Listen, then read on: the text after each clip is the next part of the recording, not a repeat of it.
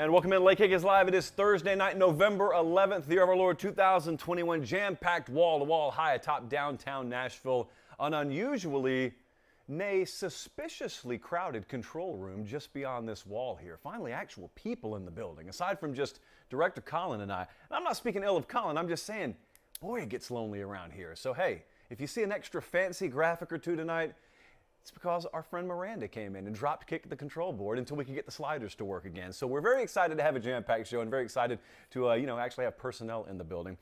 Look, just when you guys think you have this playoff picture figured out, college football will go and it will change the game on you. And so I want you to be very careful as you wade your way into these second weekends and third weekends of November. I know it looks like it's close. I know it looks like conference championships just around the corner.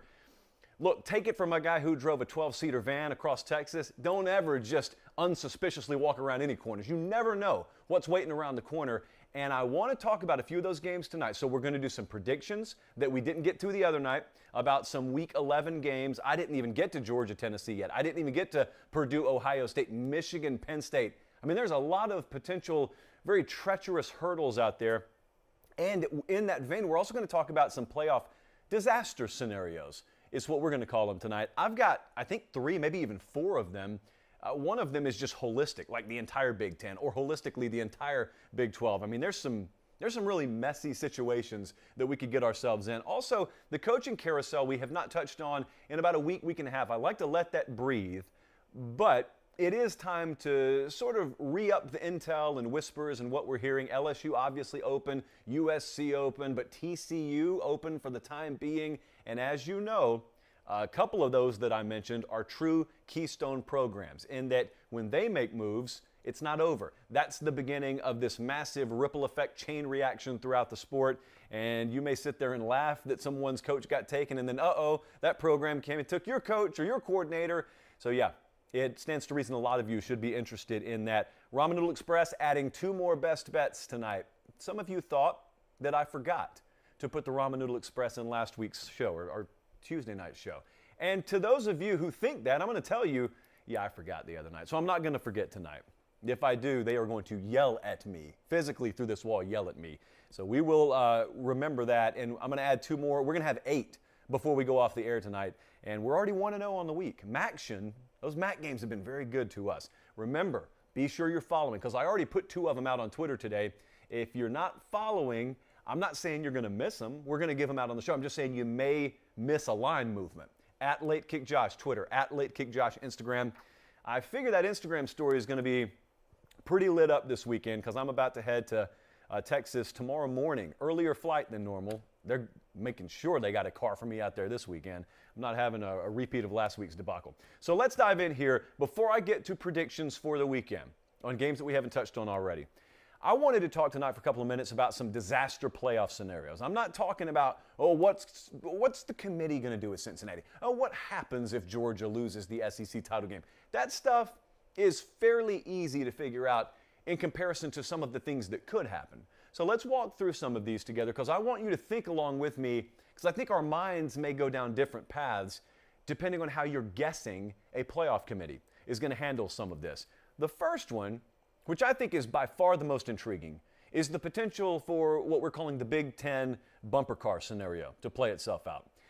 And the reason that that could be in play is because right now you've got a lot of teams that are in the mix. Ohio State's up there, Michigan's up there, Michigan State's up there, but they've all still got to largely play each other. For example, the games I'm about to list, even though we've only got 3 weeks left in the regular season, all still have to happen. You've got, of course, Penn State playing Michigan this Saturday. You've, of course, got Penn State at Michigan State later on this month. You've got Ohio State at Michigan to end the regular season. You've got Purdue playing Ohio State this Saturday. You've got Michigan State going to Ohio State. All those games still have to happen. Now, obviously, if Ohio State decides to win them all, they're in. If Michigan decides to win them all, they're in. If Michigan State, for that matter, decides to win them all, then in all likelihood, they would be in, although they wouldn't totally control that. They'd still need, I guess they would totally control that, yeah, because they got the head-to-head there over Michigan. My point is, there's one factor that you got to keep in mind here. Whereas Michigan already has a loss, it is a conference loss. And Michigan State already has a loss, yes, it is a conference loss. The Buckeyes, they got a loss too, but it's not in conference. So they are still unblemished when it comes to conference play. Their only loss is to Oregon early in the year out of conference. And so Ohio State, theoretically, this is where the bumper cars start to really get put in motion. Ohio State, in theory, could lose, let's say, to Purdue Saturday, or let's do a head-to-head. They could lose to Michigan State in a couple of weeks. And yet still, if Michigan State were to lose one more game, Ohio State, as a two-loss team, is in your Big Ten championship game. So you could have a two-loss Buckeye team. This is not out of the realm of possibility by any stretch, guys. You could have a two-loss Big Ten champion there in Ohio State, and then you have to ask yourself, no longer is the Big Ten champ guaranteed to be in. That's when you start to have to ask yourself some pretty uncomfortable questions. Like, for example, if there's one spot left and it comes down to undefeated Cincinnati against two-loss Ohio State, you also could work yourself into a situation where you've got the Big 12 there. We're going to go over the Big 12 bumper car scenario in just a second. We've also got to ask ourselves, how many spots is the SEC taking up at that point? And so the Big 10 right now, and we have assumed for the whole season, is minimally going to have one spot. It's not an automatic. It's a near certainty, but it's not an automatic because of the utter chaos that could unfold in this last month of the season. And keep in mind, as is the case nationally, maybe outside of Georgia, we are not talking about elite teams here. Even though I know what these point spreads look like, these are not elite teams. Therefore, you insert a little more variance and a little more potential volatility into these equations. The next one I want to touch on is one I put out on Twitter earlier today. Adam McClintock and Dave Bartu both do really good work. I would encourage you to follow each one of those guys on Twitter. We're not affiliated with them, but, you know, hey, we're friends, so that counts for something, right? They do a very good job of crunching the numbers, using the available data that the College Football Playoff Committee goes by, and they can let you know ahead of time. What would happen if this went down? What would happen if that went down? They're also very good at pegging in pretty exact order how the committee is going to release these rankings. So I say that because I teed them up today, and I said, let's just pose a scenario. Everyone assumes Georgia's going to either win the SEC or at the very least be in, and I do too.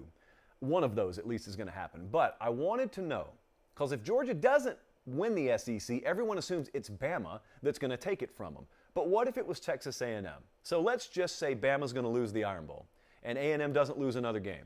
That would send A&M to Atlanta, where they would play Georgia in the SEC title game. It would be an upset, I'll grant you that, but if A&M were to just win out and they win the SEC title game, here's what I want to know. Georgia's still in. I mean, unless they drop another game before then, Georgia would be in. They have a good enough resume to where they don't even have to win the SEC to be in. What I would like to know is if we had an undefeated Cincinnati out there, conference champ, AAC champ, 13-0, and we had Texas A&M, 11-2, included in those 11 wins is the SEC championship.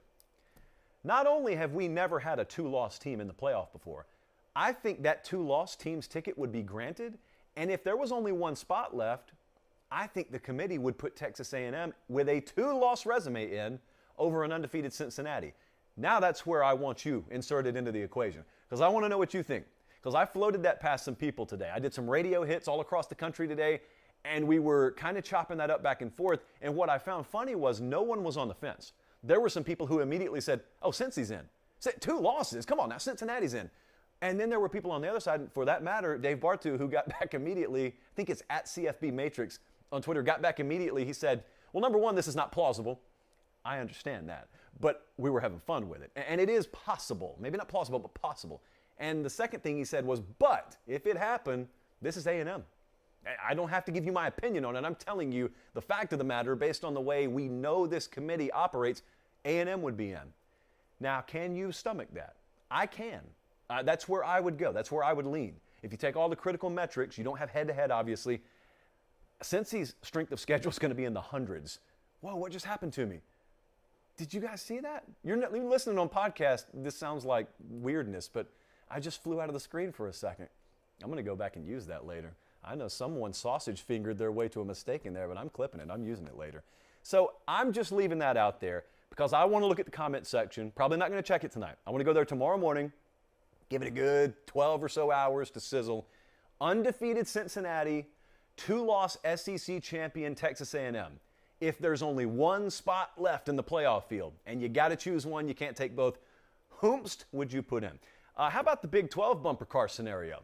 This is one that looks maybe even more likely than the Big 10, even if you don't think it's as juicy, because it doesn't include as many top 10 teams. Remember the games that are still left to play. This is why I introed the show like this tonight. Even though it feels like we're almost through, we're not. These games that I'm about to list still have to happen. Oklahoma at Baylor. That's where we're going to be this Saturday in Waco, one of those beautiful 11 a.m. local time kickoffs. Oh, as I said the other night, find someone. My wish for you guys is that you find someone who loves you as much as I love noon kickoffs on the East Coast. Love them. Can't live without them. Oklahoma plays Baylor Saturday. Oklahoma also has to play Oklahoma State at the end of the year. Baylor goes to Kansas State before the end of the year. Oklahoma State, they got TCU this Saturday, and of course they have Oklahoma. So there's a lot of bumper car, round-robin craziness that could happen here, but that's not the extent of it. Because remember, whereas in the Big Ten, they got your division set up to where someone may go play Wisconsin or may go play Iowa and be heavily favored in the Big Ten championship game. That's not the way it works in the Big 12, folks. They take the top two. And so outside of the scheduled games I just read you, we are also highly, highly, highly likely to see a repeat matchup of Oklahoma versus Baylor or Oklahoma State versus Oklahoma. These things are all on the table. And so here's what I would love to know. You can obviously paint for yourself several disaster scenarios for the Big 12 where they get left out entirely. Here's what I want to know. Oklahoma's at 8 right now, 7 or 8, wherever it is, and it's because of their strength of schedule and lack of game control. And I get all that. I'm not here to litigate that. But what I do want to know is what if Oklahoma goes undefeated? They win versus Baylor. They win versus Oklahoma State, and they got Iowa State coming up too, by the way. I forgot to put that one in there. Yeah, it's a nice little tidbit to know. Yeah, Iowa State still goes to Oklahoma too. So they got a really good strength of schedule boost coming. I want to know if it is to the point where Oklahoma can afford to lose a game. Not regular season, though. I want to know if they would be punished more for losing a game than going to win the Big 12, or making it undefeated to the Big 12 title game, then losing in the Big 12 title game. And again, this is not in a vacuum. You're not just meeting minimum baselines and, okay, you made an 80, so you get a B. That's not the way this works. You are compared to the rest of the field. So depending on how many spots we have, it may still be a moot point. But if let's say Bama does win out and they go to Atlanta and they beat Georgia, well, that's 2 spots taken up already if Georgia doesn't lose again. They're in. If Oregon wins out, they'd be in. Ohio State, if they're winning out, they're probably in. But you see what I'm doing. I'm crowding up that field already before we've even gotten to a one-loss non-Big 12 champion, Oklahoma, whose only loss is in the title game. So don't just assume if they get there undefeated that, yeah, it's a shoe-in. They're in. They may be. It's not a shoe-in, though, especially if they don't have that conference championship in their back pocket. And the last one I wanted to touch on, this will trigger every single one of you. It's why I saved it for the end. I call it the Irish outrage scenario. I think you're pretty clear with where I'm going here. Jesse, you know what? Can you throw up the rankings again? Because I forget where Notre Dame is. I know they're in the top 10 somewhere. You have not mentioned Notre Dame, nor have I, to be fair, in like a month. So Notre Dame right now is sitting down there at number 9. They are, an 8-1 team. You know who their only loss is to. It is number 5 Cincinnati at home. And so if you want to believe in quality losses, they've got one of those quality losses. They've got I can't remember where the strength of schedule is. It's not in the hundreds, I can tell you that. And they've got very winnable games coming up. So here's what I want to know. I want to know what happens if Notre Dame ends up being in this thing. Clearly, what would have to happen is the bomb goes off and there's just chaos and alarms and screams all over the place. And then you wait a few hours and the dust settles and all of a sudden there's movement over here. And then there's some planks that are pushed to the left and there's a boulder or 2 pushed to the right. And up pops Notre Dame. And they say, we made it. Mark us safe. We survived. We're in the playoff again. Every one of you would lose your mind. Because you would say, no one invited you. You can't sit with us. You would go full Mean Girls on them. You can't sit with us. You cannot sit here. And yet they would say, who else you got? This would admittedly be due to a lack of options out there. But Notre Dame's not out of this. Here's how I think this would go. You would have to have Georgia win out, and I think you would need Bama to lose their second game there. Therefore, you've got one SEC team in there. So you got one SEC team. I think you would also probably need a Big Ten and or Big 12 bumper car scenario to clear a path somehow for you. And I also think it wouldn't hurt at all for Cincinnati to get knocked out. While that would somewhat hamper the quality of your loss, it would also knock Cincinnati out from in front of you, and they'd have that head-to-head maybe over you if it came time to judge one-loss Notre Dame against undefeated Cincy. If those things happen, and I know, granted, it's a little bit of a long shot for all of them to happen, I don't think it's impossible. And I certainly think we have some craziness coming. Notre Dame, let me spoil the ending of the season for you. I've got it on good authority they're going to win the rest of their games, even though I think they're like a 5-point favorite against Virginia Saturday. I've got it on good authority they're going to win their games. However, that source has been wrong before. So if it goes right, credit me. If it goes wrong, credit the source. But Notre Dame could still be in this. So I just want to know, if we get to a spot where we're struggling to pick 4 and Notre Dame is over there and they got their hand up, could we see the Irish in again? I'm sure everyone would handle that with class and dignity. So those are some college football playoff disaster scenarios. That is not an exhaustive list. I'll be very interested to see where you guys go with that. And I really want to know where you're at on the whole undefeated Cincy against maybe a 2-loss SEC champion in Texas A&M. Because you know what they'd say. What that committee would say is, well, number one, it's the SEC champ. But number two, they'd start doing this thing. They'd start saying, well, probably someone stroking their chin as they say that. Well, you know, this kid, this Zach Calzada kid, they learned his pronunciation probably 15 minutes before they went on air. This Calzada kid, he was fresh off the bench, and yeah, they lost a couple of games, but now they're a different team. Like, I need the committee telling me when a team was and wasn't themselves. Hey, for that matter, put Wisconsin in now. They're a different team. But Cincy fans, you know that's how that would go. Cincy backers, you know that's how that would go. So I'm interested to see if and when we get to that point, how they justify it. Do they just say, deal with it, cause Stone Cold said so, or do they try and hem-haw their way around? You can't use the old go-to. At that point, you can't say, this will all work itself out. No, you are the person at this point who has to work it out. So, bookmark that, to be continued. Academy Sports and Outdoors is essential. You need it in your life or your life is not complete. Now, they didn't tell me to say that, but I think they'll be happy that I did say it. I just want you to know it poured in Nashville today, this time of year that normally accompanies a cold front. And yes, that is exactly what came through here. I was looking at the weather forecast for Penn State hosting Michigan, and it's just so gross beyond words. It is disgusting. Jesse, I don't know how you people live with that in Pennsylvania your whole life. That's where producer Jesse grew up. Low 40s, wind, rain. That's the forecast.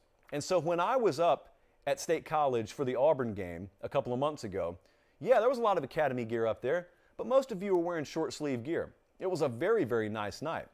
That is not what you have in store, even for a noon kickoff this Saturday. Don't be caught off guard. And you don't even have to go anywhere to gear up. Just go to academy.com. Maybe hard at this point to get it shipped to you, but even for future reference, if you guys need the hookup on tailgate gear, if you need supplies, if you need decor, you know how rarely I use that word. It's not written in the copy either because all I have is Academy written on this sheet. Academy.com is a great supplement if you cannot get yourself physically through the doors of an Academy Sports and Outdoors. Right before I came on air, I had someone at a basketball game in Texas who was sitting behind a couple of folks who were sitting in Academy chairs.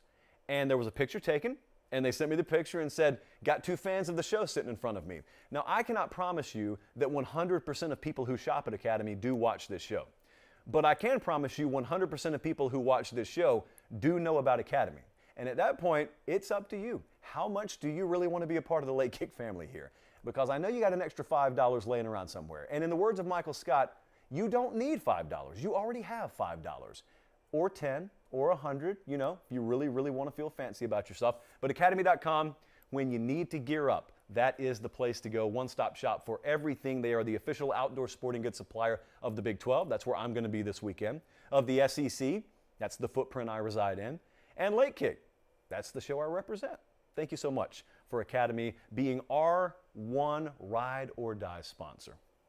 Now, oh boy, I'm looking at some rumors that I can't talk about on a sheet in front of me. They're all crossed out So let's get to the stuff I can talk about, at least in good conscience. The coaching carousel is something I think we could have a better nickname for, but to be honest with you, I haven't come up with anything better. So let's just talk about coaching whispers and intel, shall we? As usual, it's November, so no, we don't have vacancies being filled, but we do have vacancies. If you're listening on podcast right now, as of this moment, the USC job is open, as is LSU, TCU, Washington State, and last but not least, the Akron Zips are looking for a new head coach. And unlike the other jobs I listed, you may actually be in the mix for the Akron job. So freshen up those resumes, kids. Anything is possible. Kevin Garnett. Let's talk about the LSU job. Because some of you, let's just be real, it's just us here, you were made fools of yesterday. You really thought in the year of our Lord 2021 that Scott Woodward was going to travel to Norman, Oklahoma on a publicly trackable tail number of a plane and interview Lincoln Riley and what, bring him back? Some of you, you know better. You know better.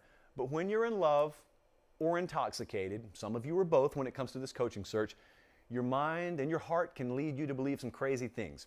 So no, as far as we know, Lincoln Riley was not picked up on a jet and interviewed yesterday for the LSU job. Who's to say he's not Monday? I don't know. But here's what I do know. Without giving names, what I am being told, I continue to be told this, and I've told you this for like a month now, ever since Orgeron got the official boot. I continue to be told, do not discount anyone. And so then what will happen when I talk to this person, I'll bounce some names. They'll say, don't discount anyone. And I'll say, okay, what about, and they'll say, don't discount anyone. And so what I'm doing is I'm throwing names that I think are untouchable at him. Not quite Nick Saban, but not far from Nick Saban. And they'll say, do not discount anyone. So what that is speaking to, without giving specifics, that is obviously speaking to the attractive nature of the job, which I think even as highly thought of as it is publicly, goes above and beyond in coaching circles. I think people think even more highly of the LSU job. I told you that same person, as well as someone in the agency world, told me at the outset, even before Orgeron got fired, we think that job's going to open up, and you need to know it is one of the highest valued football jobs in American football, period. NFL or college, just football, period. So I'm taking that advice, and when I see a very, very truncated list of names, I'm not limiting it there. I'm writing that list in pencil. So you can throw out Matt Rule if you want to, and you can throw out, obviously, like random names like Urban Meyer, but you're going to hear a lot of, obviously, Lincoln Riley is a big-time candidate, absolutely. If he'll listen, you talk to him. Mel Tucker is going to be in that thing. Yes, Jimbo Fisher's a name. I doubt that happens, but that's a name. All those are out there. What I'm telling you, and I continue to tell you as I have for a month and a half, is without giving specific names, because I don't know that there's any skill in that right now, to be clear, there are going to be people out there, both at the college and NFL level, that are actual candidates for this job, whose names you may never hear theoretically until they've already interviewed and are about to put pen to paper. That is how this LSU search could go. I do not think that's how, let's say, the USC search is going to go. Or if the USC search were to go that way, I don't think it would be a bombshell candidate. That's what I'm saying. You could have an LSU bombshell candidate that you haven't even so much as seen floated in a reputable message board thread, which is obviously the lifeblood of coaching searches, and all of a sudden, boom, over the span of 24 hours, it happens. That's how the LSU search could go. So unlike the USC search, I've also been told, and this is not breaking news, there is one man making the decision. There's some input, but there's one man, Scott Woodward, obviously, making the decision there. I know he's got a really good reputation for hires, but the important thing to note is it's one man making the decision instead of a committee of people who all want to have a little bit of input, and so you got to get 14 different folks to sign off, and HR's worried about this, and advertising and marketing's worried about this, and then you got some donors over here. No. That's just the way to expedite the next coaching search. Or AD search, be careful. And so Scott Woodward, this is his hire. It's absolutely his hire, and there is virtually no one off limits right now with the resources they have. Florida does not have a job opening, to be clear. Well, they do when it comes to, let's say, some coordinator positions and offensive line coach. So Todd Grantham being let go as defensive coordinator, John Hevesy let go as offensive line coach. quickly unfollow Dan Mullen on Twitter. I mean, come on now. Let's not get a little firing after 20 some odd years of working together in the way of a friendship.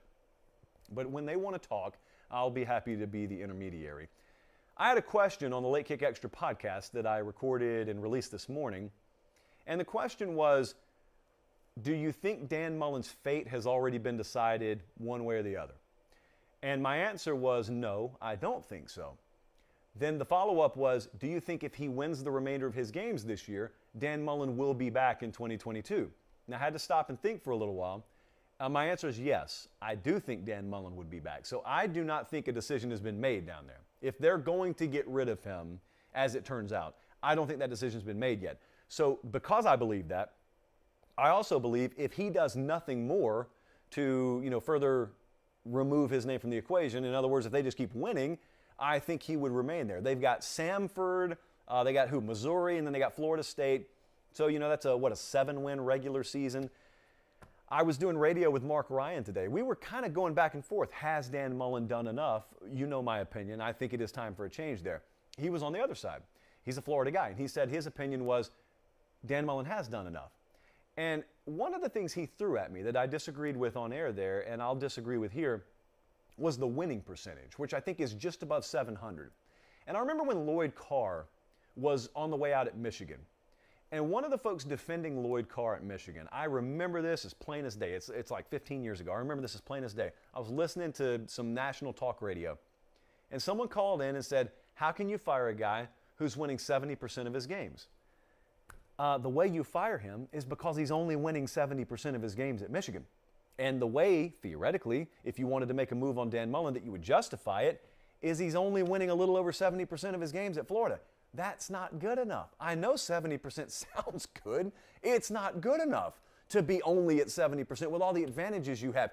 If 30% of the sport had a resource advantage over you, then it would be great. You'd be par. You'd be even par winning 70%, but you don't. You're in the top 10 of the sport. You got to win more than 70% of your games if you're in the top 10%, at the very least, of the sport. So, with that in mind, he could lose another game and then things could totally go off the rails. It is my belief that they passed the point of no return anyway. And to restate why I think that, it's not an emotion thing, although it has changed recently. It's because I'm looking at it and understanding what it would take for Dan Mullen to turn things around down there, and it would require some good recruiting classes already in the house to save them. And I don't necessarily know that those overly special classes have already been brought on campus. I definitely do not think any kind of recruiting momentum is building. In fact, it's going the opposite way. Staff overhaul is the main reason why I'm ready to move on. It's because of what is needed that I don't think he'll be able to get done. To be clear, what is needed is not only to fire some folks, you've got to bring in better replacements. And they've got to be not only on-field guys, they've got to be phenomenal recruiters. They've got to supplement what you, quite frankly, don't bring to the table. And I'm telling you as plain as I can tell you and trying to be respectful about it, people don't view this place as somewhere it's safe to go right now. The comparison I've been given for a couple of weeks now was when Marcus Freeman, who is now the defensive coordinator at Notre Dame and was at Cincinnati last year, when he was on the market, there was a lot he liked about LSU, but he ended up at Notre Dame because enough people got in his ear and told him that coaching staff's got one more year max at LSU and they'll be gone. Whoever that was right. And I'm telling you, they're saying the same thing about Dan Mullen right now. And because of that, the word around the assistant coaching water cooler is, I don't know that I want to go down there, especially the ones with options at the top of the food chain who by very nature of what you need are the ones that you're going to try and go get. Secondly, there is a thought out there, I cannot personally attest to this because I've never worked for Dan Mullen, but secondly, there is a thought out there that Dan Mullen is not the most fun guy in the world to coach for or to work with. That is not firsthand information. I've just heard that from some people inside that industry. Now, Nick Saban's not easy to work for either. What is the difference here? You know you've got championships in your future with Nick Saban. And at the very least, if you don't want to stay there for a decade, you know that you've got a next rung or two on the ladder that you're going to be able to climb because you worked with Nick Saban. Where has Dan Mullen indicated to you, if you are a potential candidate, that he can achieve that for you? See where I mean and where I'm going with that? So that's where Florida is right now. I also think that they've lost a majority of the fan base down there. If that matters to you, I think they've lost a majority of the fan base. So those are the reasons why I think it probably is time for them to move on. At TCU, very quickly, Sonny Dykes, who we had on the show like a year and a half ago, really, really good guy.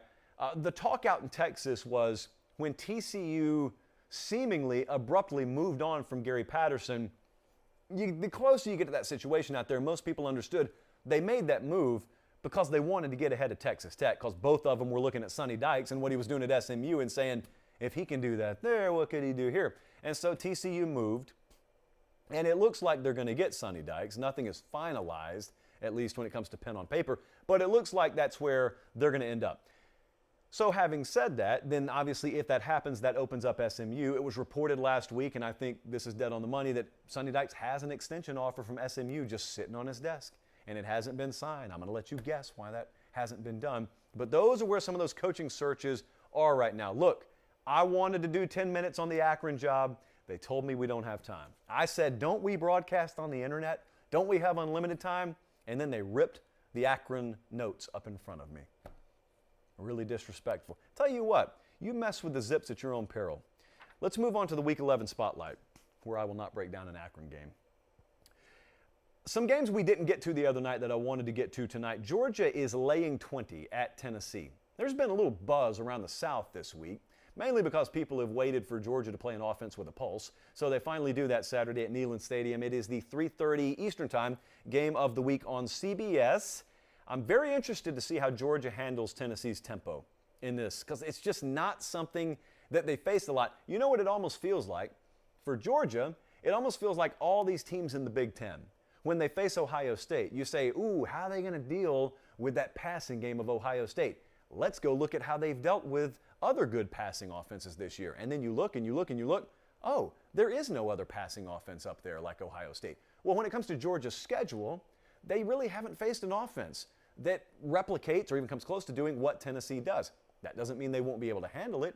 It just means we have no clue how they'll handle it.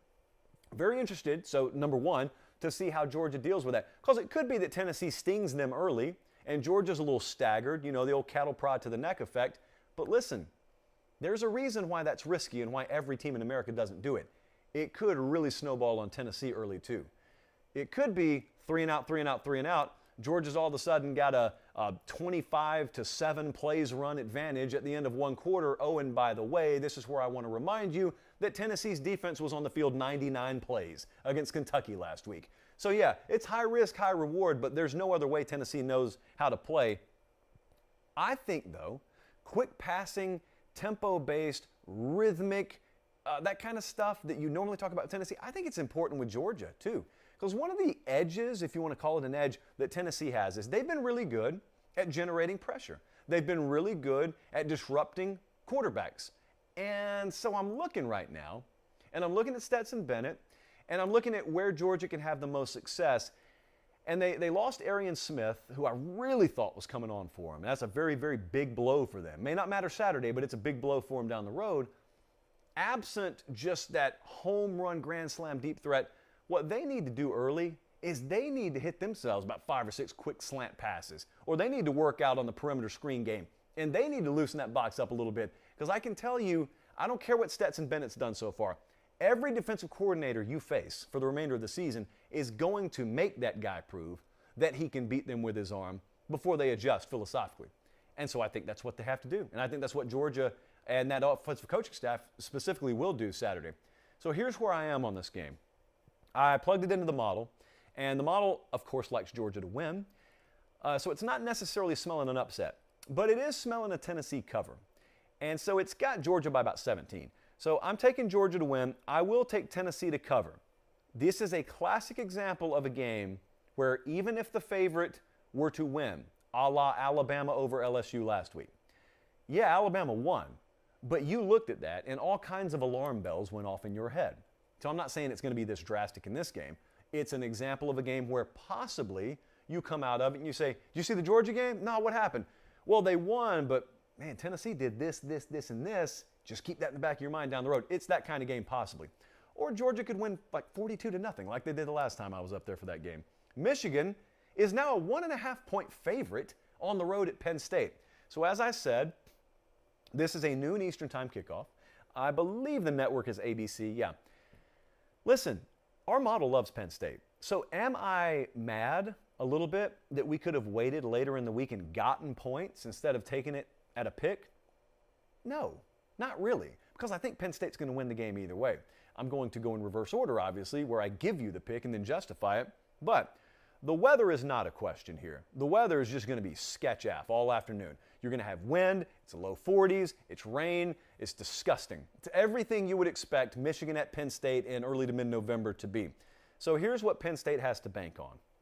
Because a couple of things you probably know coming into this is Michigan's probably going to be able to run the ball okay, and Penn State's not, because that has been the identity of these respective teams all year. Penn State's won some games in spite of that. But what they need to do is, at its very core, the same thing Michigan State knew they needed to do against Michigan. Remember when we were just sitting here, we were making up metaphorical phrases for that Michigan State-Michigan game, and I said, it's kind of like Python versus popcorn dropper. Michigan will just choke you to death, whereas Michigan State's got to big play you to death. Well, Penn State in theory has to do the same thing. The difference is Penn State does not have a Heisman caliber running back like Kenneth Walker to find the end zone 5 times. What they do have is Sean Clifford. Now stop laughing, because Sean Clifford has played his best football, at least statistically, over the last couple of games. They lost at Ohio State. I'm not blaming it on him. They beat Maryland last week, had another good game. Let's just assume he's getting a little bit more healthy. And they've all of a sudden realized up there, no, we're not going to have Dotson forever. Let's use him as much as we possibly can. Let's make sure we get him the ball. Jahan Dotson even had a great song come out. I'm not sure what record label it was on this week, but it came out. And so why not follow that up with about 11 catches for 179 yards and 2 scores, even through the wind and rain? I think Penn State's going to win this game, and obviously I think they're going to cover in the process. It's one of our best bets of the week, so they better. What about Miami at Florida State? Boy, I am longing for the day where we have reason to break this game down on our Feature Tuesday show instead of waiting for Thursday.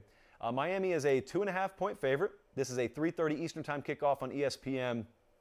Miami survived what was a very underrated ambush spot last week. We were on Georgia Tech, plus the points, for reasons that we spelled out last week. Look, Miami had a shot to lose that game last week, but they didn't. Now, some of you trashed them because they only won by 3 or whatever the final score was. We were impressed by that because we just viewed the game differently. So now they go on the road, and now we're looking at one key factor to me in this game, and that is how well can Florida State run the ball. If they're running it early, I don't necessarily think there's an adjustment coming that stops it, and so Florida State's going to have a good afternoon. Probably not going to run for 400 yards, but I think it would stand to reason they've got a good shot, and you'll know early on if they're getting stoned against the run versus 5.5 or 6 yards per carry. Big difference. And here's why it's a big difference on the Miami side. Tyler Van Dyke, the quarterback there, has played well. He's come in, he's played well. How much pressure is going to be on Tyler Van Dyke in this game? Because he's already played under pressure a couple of times. But the more you go on the road in this game and face some pressure and face some half-2 third downs, the more likely you are as a first-year starter to make some game-costing mistakes. Florida State's got to be able to run the ball to put up enough offense and therefore points on the board and control the game enough to where it is one possession either way, at least, to where Tyler Van Dyke has to beat you instead of, oh, Miami beat him, Van Dyke had an okay afternoon, they didn't really need him. That's what you can't have.